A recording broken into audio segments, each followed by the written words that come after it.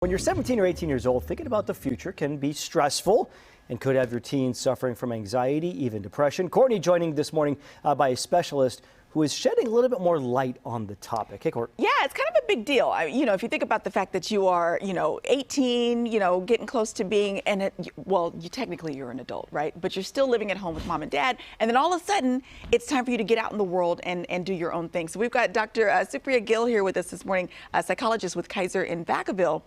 I want to talk to you about ways to cope for students as well as the parents, because this is a big deal. And I'm saying this because my daughter graduates next month. She's going off to the East Coast for college. Wow. So this is going to be a big change for both of us.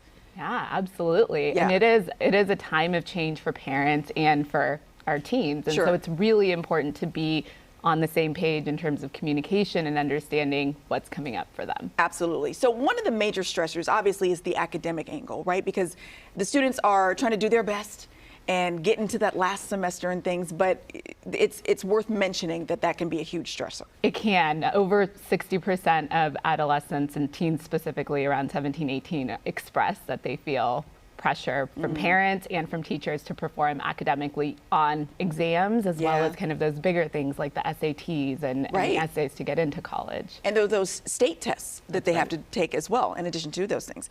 So the next thing is what's next, right? College isn't for everybody. I think, it's important to acknowledge that. But whatever is next can be intimidating because you've never done it before.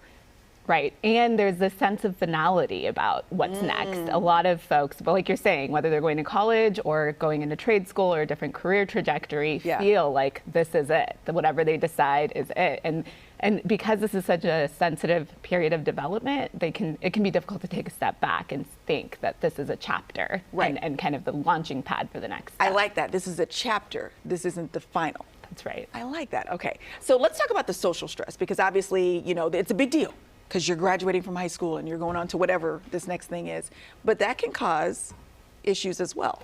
Yeah, social stress with relationships, both within the family, outside of the family, as well as peer pressure, bullying, online and offline, which is a different element than what most of us experienced when we were younger. So there are a lot of social pressures and different than what we've expected and what we're seeing, especially post-pandemic. So acknowledging all that, what's your advice for these young people who are moving on to their next chapter? There's a few things that I think are really important to keep in mind in terms of stress management and keeping things like anxiety and depression at bay. So first is sleep.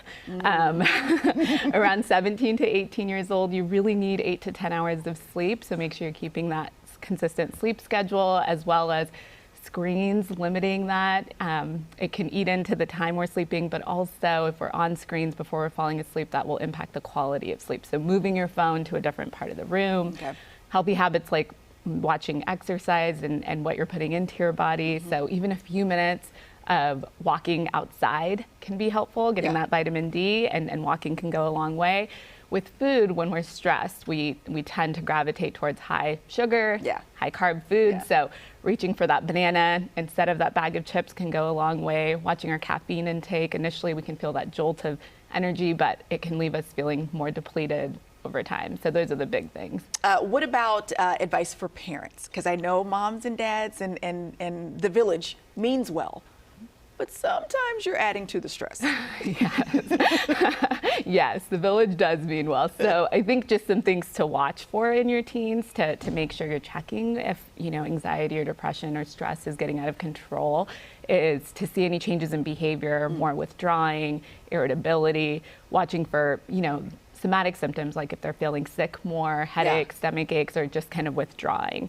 If you're noticing those things, really just have present communication with your teen. So a lot of times we want to rescue, and it's hard to see our kids suffering. So asking questions that are open-ended, being active in that listening without providing solutions or coming to the rescue, and just really trying to come alongside them to hear what their experiences are. And the last thing I'll say is just modeling good stress response. So that could mean being vulnerable and sharing, hey, when I'm stressed, this is how I manage it, and really demonstrating to them this isn't something to avoid or numb, that it's something we can learn to manage. I love that. And some really good advice coming from you, and also resources are available on the website. So we're going to link all that to ours, gooddaysacramento.com, under show info and today's date. Cheers to the class of 2023. We've got more Good Day coming up on the other side of the break.